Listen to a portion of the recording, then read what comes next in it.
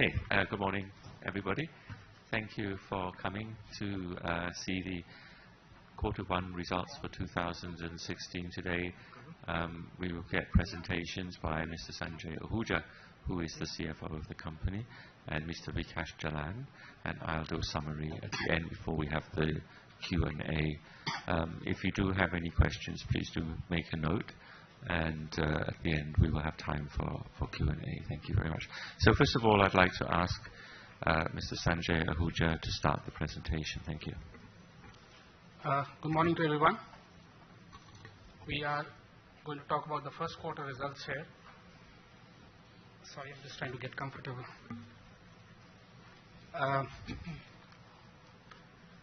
Our first slide, which talks about a truly global Thai chemical company. Let me just tell you about our first quarter. We have completed 2 acquisitions here. One on 31st March, BP Decatur assets. We have also completed Cepsa Spain acquisition, which was in the second quarter, 7th April, but we get the economic benefits from 1st April. So with these acquisitions, we have completed, or we have implemented our strategy, which we have been discussing in the past with you. Our portfolio is quite complete now. The strategy which we had mentioned was an integrated model. BP Decatur brought us PX, PTA assets, and our PET assets, as you know, are co-located there. And Cepsa Spain has got us PTA, PET, and a new product in our portfolio, which is IPA, which is a minor feedstock for PET and is also a very high value add product. We are co-located with Cepsa there, so the paraxylene comes from very close by. So we have achieved product diversification. As you know, our HVA portfolio is quite big now, and we have achieved geographical diversification. That's why we are showing here 21 flags, with Spain also added in this. So an integrated model, when I say with these acquisitions, we are very much integrated with our feedstock. Our PTA requirements are now going to be 80% of our PTA requirements are going to be captive or are going to be served by our own facilities. IPA is going to be 100% theoretically, because we may not want to do it logistically, but theoretically we are 100% integrated for IPA also. Moving on, slide number 3, we have put it here before also.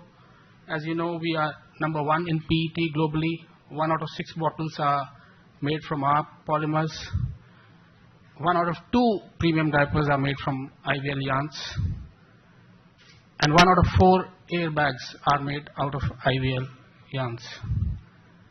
The couple of items which have been added here, as I said, we have acquired the IPA facility in Spain. IPA application is mainly 50% into PET and 50% into non-PET, goes into coating, furniture and auto parts. And NDC we have added here. NDC is a specialty polymer going into specialty films, specialty fibers, like LED screens on TV. With the acquisition of IPA facility, we are going to be number 1 in Europe, but globally we are going to have 20% market share. And with NDC, this is the only NDC producing facility in the world. So we are going to be number 1 here. This presentation has 2 parts. I'll do the first part, which is the Q1 results, and Vikas will then do the second part, which is the IVL Plan 2018. Moving on to slide 5, first quarter 2016 headlines. Our volume was 1.8 million tons, which is 8% higher. M&A completed was BP Decatur, but as I told you, we completed one more on April 7th. Both of the acquisitions will benefit us from the second quarter. The core EBITDA is -4% on year-on-year basis, but that's mainly because our EO/EG facility in Texas was not had a shutdown, unplanned shutdown for most of this period. What is exciting about this first quarter is that a number of our facilities, and if you would know them, they are the one which we acquired in India, which was the Micropet, Polyplex in Turkey, CP4 plant, which was built in Indonesia, the Nigeria PET plant, and Performance Fibers, which we did in China last year. Most of them were running at much higher capacity utilization. I would say a record for us as compared to relative to previous quarters. So that was the highlight for us in this quarter. And if moving on to the next slide, which gives you the last 12 months, the numbers here are better on all fronts as compared to previous period, even though, as I mentioned, that our EO/EG facility was not operating during this period, which is a high value add in terms of profitability in the console numbers. There was as you can see, there were 8 M&As completed in this period in the last 12 months. So there has been a hectic activity. Most of these M&As have been done by our own operating cash flow. We will come to the cash flow, but we have not done much debt raising or incremental debt to our previous reported position. We have raised some debt for this latest acquisitions, but then over the period till 18, we don't have much capex to report. So again, we would be reducing the net debt in the coming couple of years.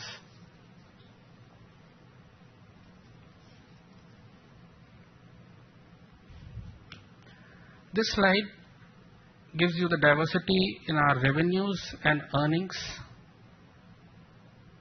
50% of the production right now is for our PET product, and the balance on other products. But this would change in the coming years with the recent acquisitions, the Western Feedstock, which is a special position for us. The volumes would go up.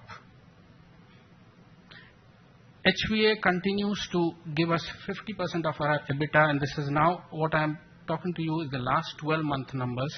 So on the last 12-month numbers, we are consistently reporting EBITDA of over 50% or around 50% from our HVA product, although the production from HVA is 20%. And in terms of region, North America gives us, although these are almost 1/3 production by region, a little bit more skewed towards Asia, but North America gives us the maximum contribution towards our EBITDA. As I told you that we were not operating the EO/EG facility in the first quarter, so in the first quarter itself, this was very evenly distributed between the 3 regions.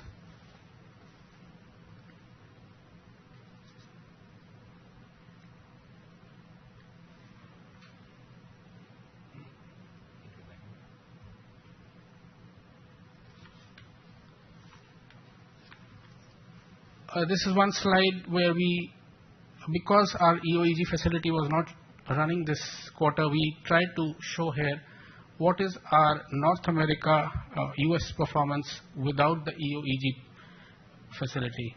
And you can see that we have continuously improved in the last reported periods.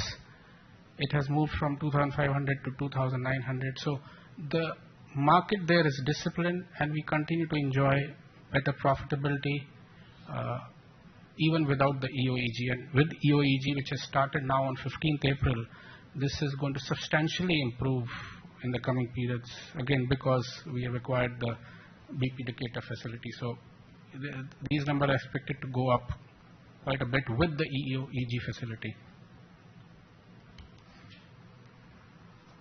This slide, what we are trying to measure here is, for each quarter, we are taking the last 12 months.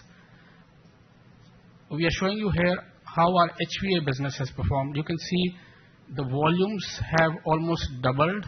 We have done a number of acquisitions in the last few years, moving from 2012 to 2016. The quarterly peaks and the quarterly bottoms have been very stable, but our EBITDA has moved towards the quarterly peak in the last few reported periods.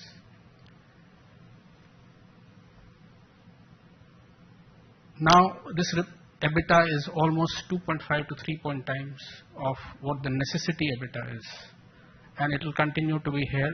You see a little bit of tapering there again because PEO from the EO/EG facility, which was closed down, was not running in first quarter. So you see a little bit of tapering down in the last portion, but this is expected to come back from the next quarter or next reported period.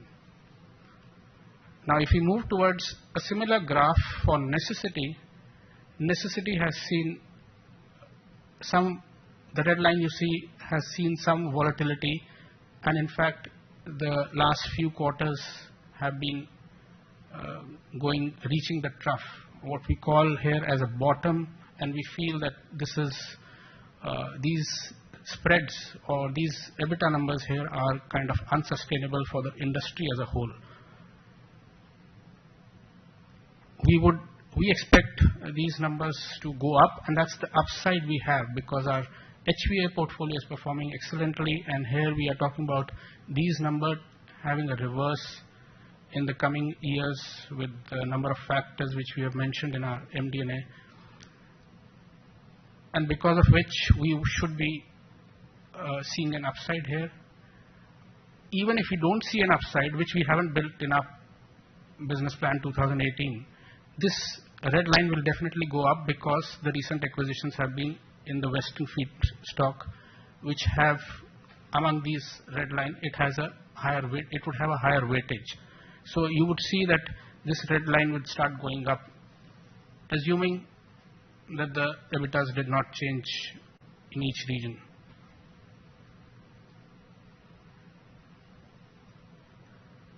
And this is just a consolidation, bringing in the HVA as well as the necessities portfolio together. And here you can see that since the time our HVA portfolio has gone up in 2013, you see an upward trend, again tapering down because of the EO/EG facility and the trough we talked about in necessity.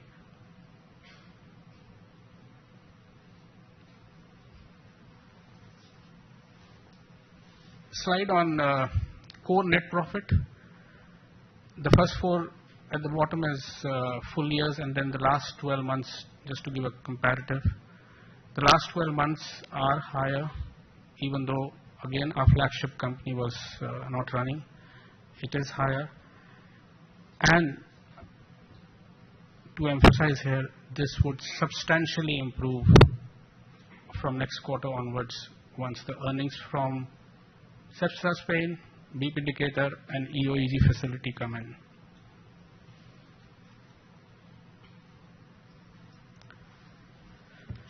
This is just a reconciliation from core to reported net profit. When you say core to reported net profit, the core numbers are without the inventory gain losses. Unfortunately, the last few periods you see here are all losses because of the fall in crude prices. Q2, as it stands today, is going to report an inventory gain. We are in the middle of the quarter, so as it stands with the whole industry and the crude prices, we are going to report an inventory gain. And then we have some one-off exceptional items at the bottom. But the number to see here is the core profit in last 12 months, first quarter 16 and first quarter 15, again 3 times better than the last reported number. What maybe we have not covered in this presentation, but it's mentioned in our MD&A is that the JV we have, Polyprima in Indonesia, was reporting a number of, hugely negative numbers in the past, which was bringing down our core profits. But in the last quarter, that number is slightly negative, and in the coming quarters, we expect it to stay there or maybe turn positive because we have completed a lot of cost optimization programs. It has been complemented with the PTA Asia business now doing much better in first quarter, and those spreads seem to be sustainable going into the second quarter. We are seeing the same numbers. So overall, PTA business has done well, which has also helped our joint venture. The Europe business has done quite well in the first quarter with strong demand, with a laggard of because we report as EMEA. So the Turkey numbers have not been that exciting because of a lot of volumes going there as imports.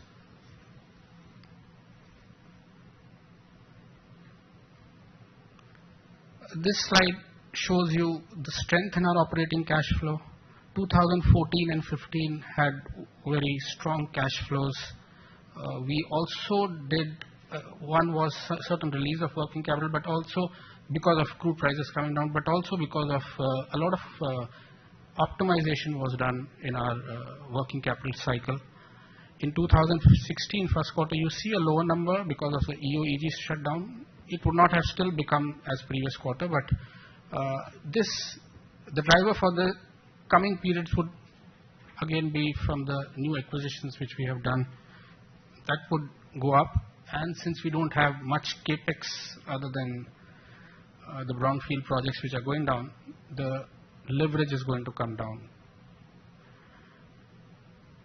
Dividends have been quite stable, but again, because of the core net profit going up, we expect this to be a number going up in the coming quarters, coming periods.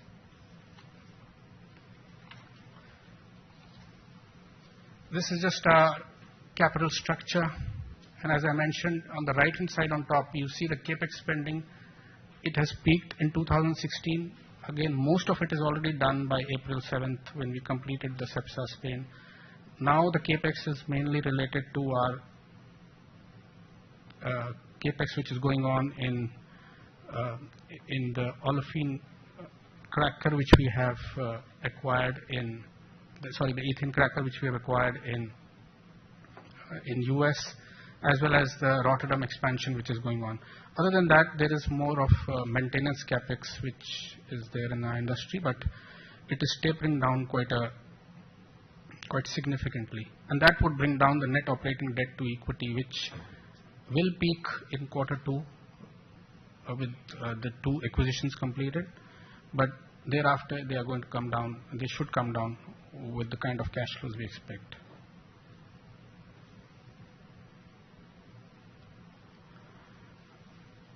This slide on the first section gives you our debt profile, which is quite natural, which has a natural hedge to it.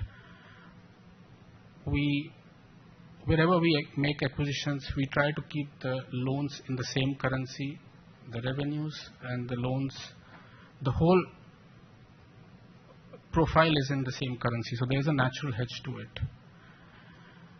In the last quarter, what we have done is try to make it a little bit more efficient by bringing up the short-term loans to do the acquisition and bring down the current ratio. So we have tried to reduce the overall financing cost by using short-term lines, even though we have a liquidity even after this of $1.4 billion. So we have increased the short-term loan portion here, and that was deliberately done. Our effective rate shown here is 4.1. It's actually 4%. The repayment profile is very well structured with some bond refinancings coming this year and next year. And once I refinance them at today's yield, government treasury yields, it's going to be a much lower cost than what it is showing up here. Our portfolio is hedged 60% as fixed, and we'll continue to keep this. We may be paying a little bit of negative carry here, but we'll keep it this way with an our credit rating, as mentioned here, is A+, which was affirmed by TRIS in October 2015. I believe that takes care of the first section. Thank you, Sanjay. To take you through the plan 2018, we have a running plan which we announced at the beginning of 2015, which goes for 4 years, 15 to 18. And so first, starting about the industry, what's going on in the industry. And on this chart, you can see which represent the margins, or we sometimes call it spreads, of our businesses in the necessities. So the red in the bottom is the PET resin, PET business, which is about 50% of our business. And we have given a margin since 2007 to 2015. And you can see the stability, like the PET margins have been quite stable. Okay, it peaked in 2010 and 11, and it has almost, we can say, bottomed, or let's say the lowest since 2007 we saw in 2015, which is 50% of our business. Then the blue part is our fibers, PSF. We don't make that much of PSF. It's mostly high value added products. But so the whole theme about this chart is that we have seen a trough in 2009, which was driven by the global financial crisis. There was a steep drop in the oil. And as the oil drops, there's a weak sentiments. And we saw that the sentiments improved in 2010 and 11. We have seen that the crude oil is rebounding. And then there was a China housing boom. There was a big demand boost from China. And the polyester capacity was not enough to meet the demand, and which was further enhanced by the cotton shortage. So it was a perfect environment. And we saw that all the margins in the value chain, it moved up. And IVL also benefited, and so the other companies in the space, they benefited. Today, we have a very significant drop in the crude oil, which has led to, let's say, the weak sentiments, and also the China overbuild. Like after 2010 and 11, after this Chinese boom, there was a lot of new projects that got announced, and that led to a big oversupply situation in China, which impacted the whole chain. And we can see that today in 2015, we have seen, let's say, the spreads or the margins have been at a level that we saw last in 2009 for the whole chain. So what does it say in the future as we move into 2016 to 18? That whenever there is a kind of a trough level of margin, we have seen some rebound. So whether it's going to happen immediately or there's a time lag, but we have seen some signs of improvements, like some housing data from China. We have seen is getting a little bit better. Spreads have rebounded historically whenever we have seen this kind of a trough. And today, at this level of margin, we have not seen any new announcements in the last 2 years, because the spreads at this level are below reinvestment level. So industry as a whole is not making decent returns so that can justify a new investments. So new investments are drying up. Okay, IVL is doing fine compared to industry, maybe because we have a better cost structure. We have a big scale and we leverage on our cost. So lower crude oil prices also have done is that like all the oil producing nations, they are cutting their budgets. And as I mentioned, that new supplies are not coming in for the last 2 years. We have not seen significant announcements. And the big oversupply countries like Korea and China, they are taking steps. Like Korea is asking their companies, their corporates to cut down on the operating rates so that the spillover effect on the banking industry is not there. And China is cracking down on the corruption in a big way. On the next slide, we can see why we see some early signs of improvements. We always believed and we always informed to you that the spread is a function of demand and supply. So you can see in the last 3 years, in 2013 to 2015, the new supply have been significantly higher compared to the new demand. Whereas in 16 to 18, because of the new build-ups are drying up because of the low margin situation in the necessities, which is PET, fibers, the key raw materials.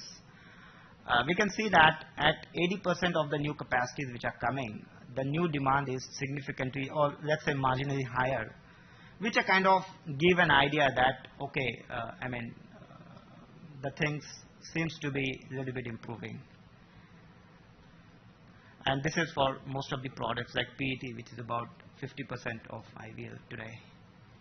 PTA is a key raw material, and MEG as well. So PTA and MEG goes to make PET. Demand is a key driver, and we are in an industry where we have seen that there's a consistent growth in the demand year on year since 2000. So for the last 15 years, you can see there's a growth in demand at a compounded annual growth rate of 6.5%. There's a growth in the polymer demand. And why it is a growing demand despite it has seen a lot of cycles like the global slowdown, recession, or the crude oil volatility, and even today like the banking finance, the new projects, especially for polyester, is getting tougher, especially in China, Korea, Asian countries. Is driven by mega trends.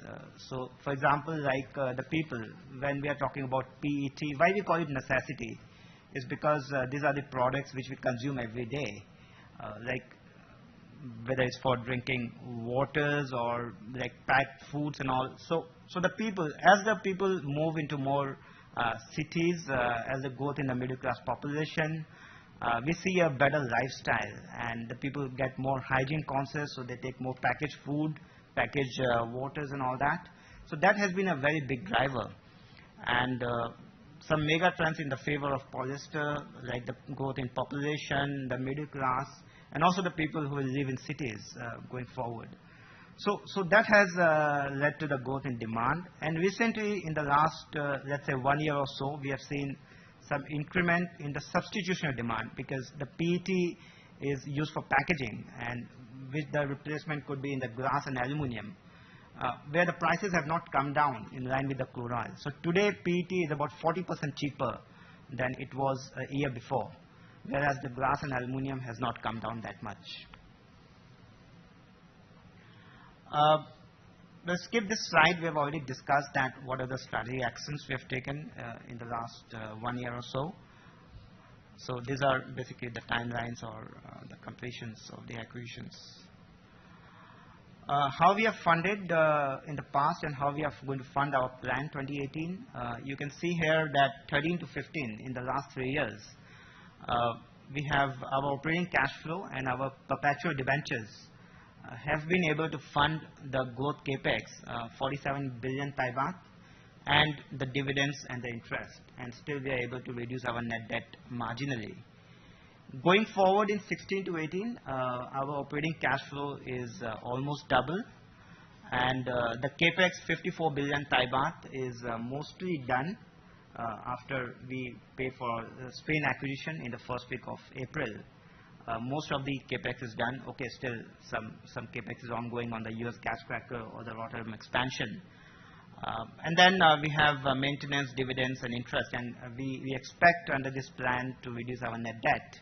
So actually, like go back to Khun Sanjay's point that under this plan we are not going to raise any new capital or any new incremental in the debt. It could happen the timing wise, like first quarter, second quarter, but eventually the full 3 years we expect to reduce our debt. And in this plan, 70% will be the growth in production over 2014. We expect to double our EBITDA, core EBITDA, and 4 times our core EPS. So in 2014, we achieved a core EPS of about 99 satang 1 baht, and we are expecting to achieve 4 baht under this plan, whereas reducing 35% our net debt to equity. I just want to clarify here that we have not taken any increase in the margins, though we expect that there could be some pickup because of the trends or the early signs of recovery that we see. but we have not built that in. Whatever improvements we'll see is because of product mix and our geographical mix. So this is our plan, the margin assumptions, what we have taken in the plan 2018. So last 4 years, you can see that this is IVL overall. So there has been a blip in 2013, but then there's a pickup in 14, and 15 is more or less stable on EBITDA per ton.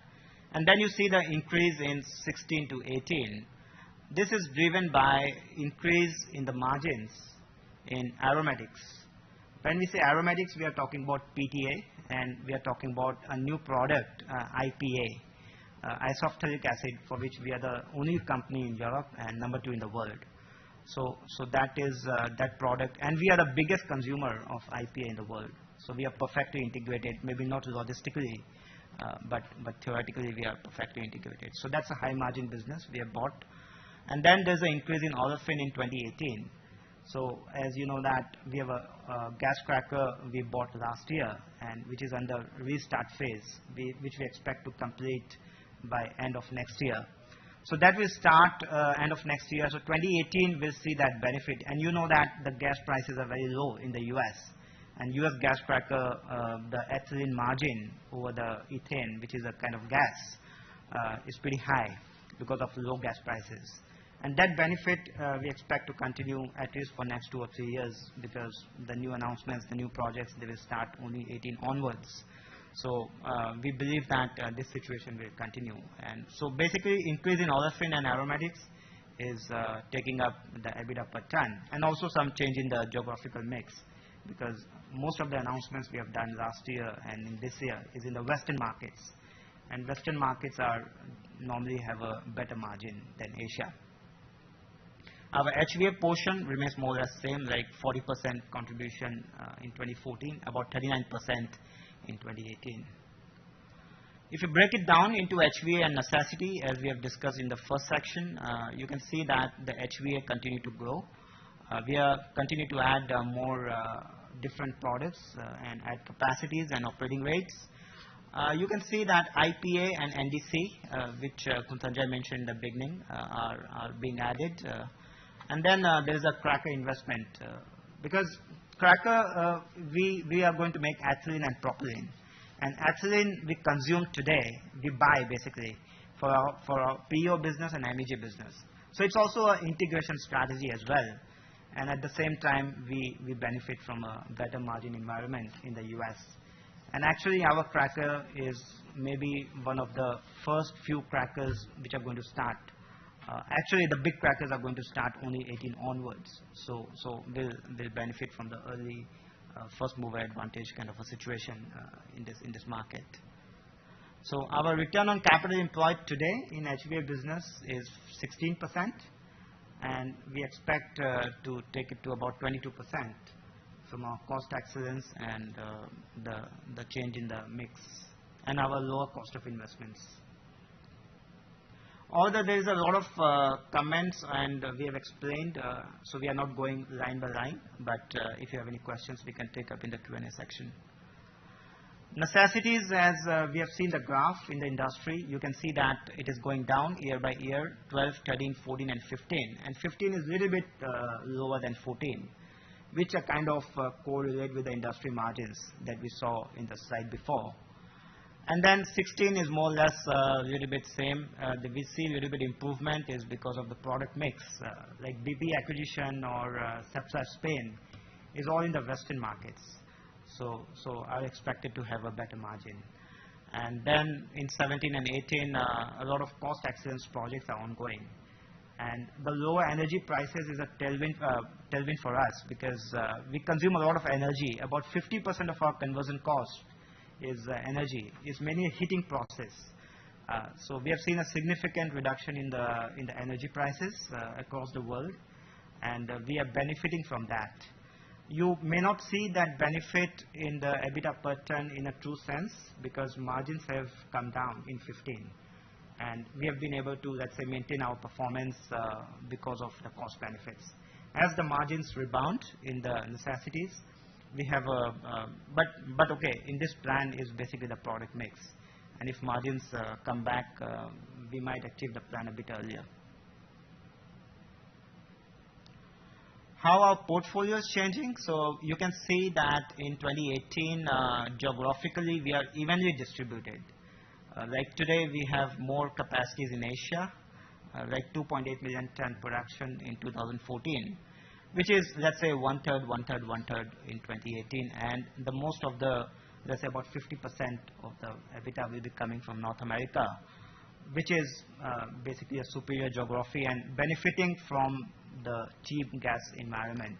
And we have the investments where we will benefit from the shale gas. There are a lot of questions that how the M&A is performing and how the same store concept, like whatever we had in before, how they are performing and how the new M&As are performing. So we are trying to address that in this slide, which is broken into the organic and inorganic. And you can see in the organic section, the projects we are doing in $600 million we achieved in 2014. Then we are doing the Rotterdam expansion, which is expected to complete in the second half of this year. Then there are some other small debottlenecks going on. So that will contribute some earnings. Then demand growth. So this is basically like we maintain our market share. Like we have seen that the industry is growing about 6.5% on the absolute demand. And we are the largest PET company, and we are the largest company in few products, like for IPA, NDC. We are a very big PTA company as well. So we are expected to maintain our market share because we are not adding too much of greenfield. It's just a PTA expansion which is going on. So we'll increase our market share, maintain our market share. So there will be some new production which will come in. And then the product mix will improve some earnings. And then the cost excellence. So you can see the red bar in the organic section. This is our operational excellence. And this is 14 to 18. So I would say that about 25% of this we have already achieved in 2015, which you don't see in the results. I mean, you see, but it's not visible enough because of the lower margins in necessities. So core business, the apple-to-apple business, the same store concept will improve from 600 to 895. And then we have all these projects, M&A projects that we are doing. And this is how we are expected to double our EBITDA. But then earning per share will have a more impact. It will almost 4 times because our tax will get more optimized. Because today most of our earnings is from North America. But as our earnings improve in Europe and Asia, where the tax structure is lower, so our tax percentage or effective tax is expected to come down in this year compared to let's say 13 to 15 and 16 to 18.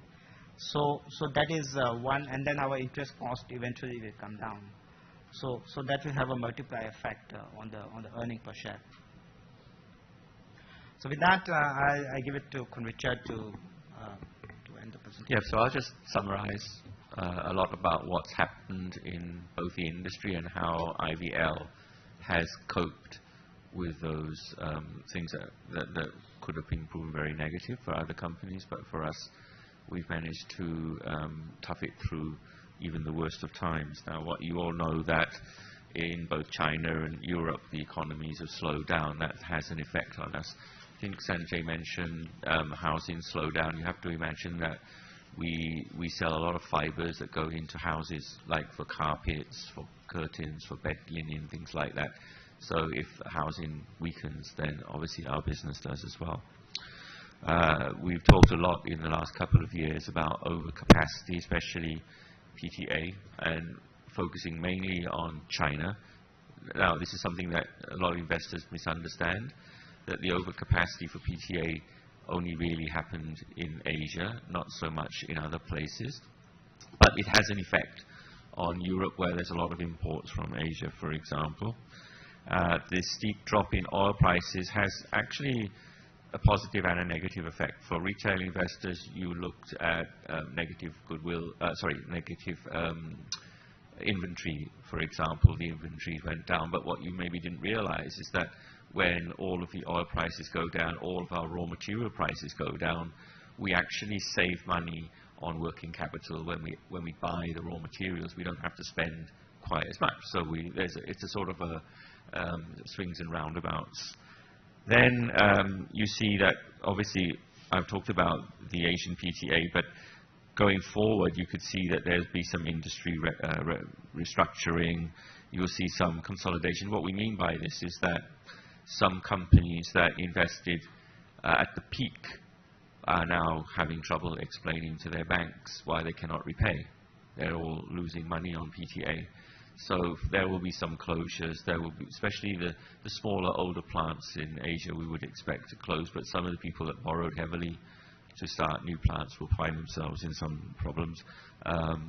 Things like places like South Korea, the government is actually encouraging restructuring of the PTA industry there because they've seen that it could have an effect on the banks, which is quite a serious issue.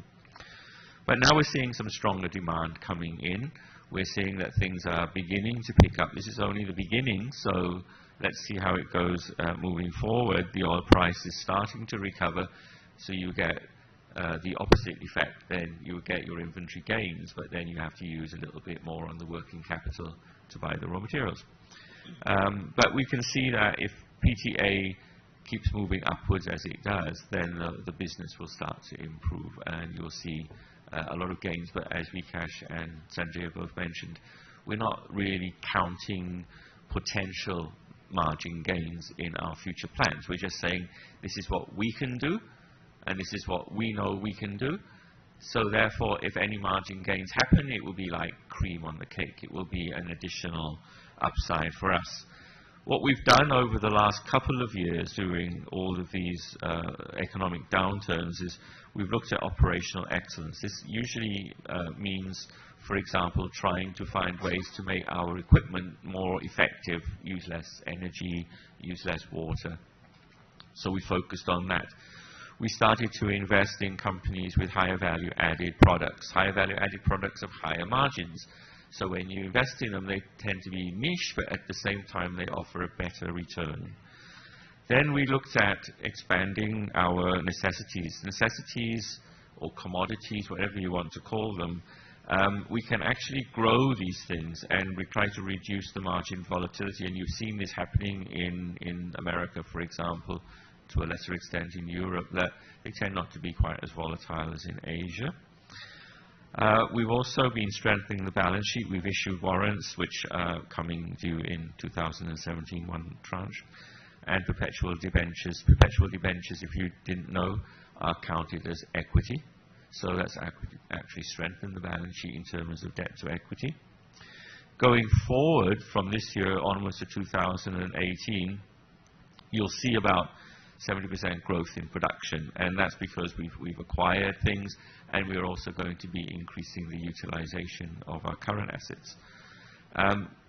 I've already mentioned the margins. So what we want to do is to capture this value chain.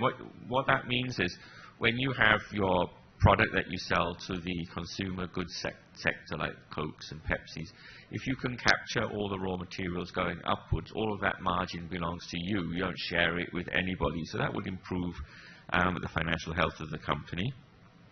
You'll see that North America, Europe, we will be integrating mostly in these areas. That's why we've acquired Cepsa in Spain and we've acquired BP in America. These actually integrate us with our raw materials. The HVA, which I mentioned, is the most profitable part of our portfolio, will become roughly 40% of our consolidated EBITDA over time, which means that we will be... Another good thing about HVA is it doesn't move quite as rapidly when the oil price changes. It tends to be firmer, so you'll get more steady margins going forward. And we want to increase the domestic sales rather than export. Why does that make a difference? When you export, you have to pay for transportation, you have to pay for the barriers to entry, like the duties. But if you're selling domestically, you can actually sell at the same price as imports. Imports actually don't make as much money as domestic sales. So that's what we're going to be focusing on going forward. We've mentioned several times that we've invested in a gas cracker in America, so we want to take advantage of that. That will be coming online at the end of 2017, so the first full year would be 2018 for the revenues of that project. And we'll continue to look at cost excellence as part of our sustainability project going forward. We're constantly looking at how to save on energy, reduce energy needs. We've actually added some solar energy to some of our factories these days. So we're looking at how to get benefits from lowering the costs there. So I think I better stop here, and we have some time left for Q&A. So if you have any questions, please do ask, and we'll answer whatever we can. Thank you. You can also ask in Thai.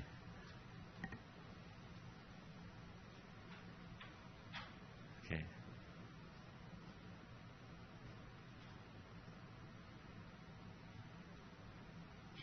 Well, if anyone can't think of a question now, you can always take my name card and send me an email or call me. And we don't mind to answer questions outside the room if you prefer to do that. But I think if you don't have any questions and there's nothing from online, we can call that a day and let the questions come later. So thank you everyone for coming today, and I'll see you next quarter. Thank you.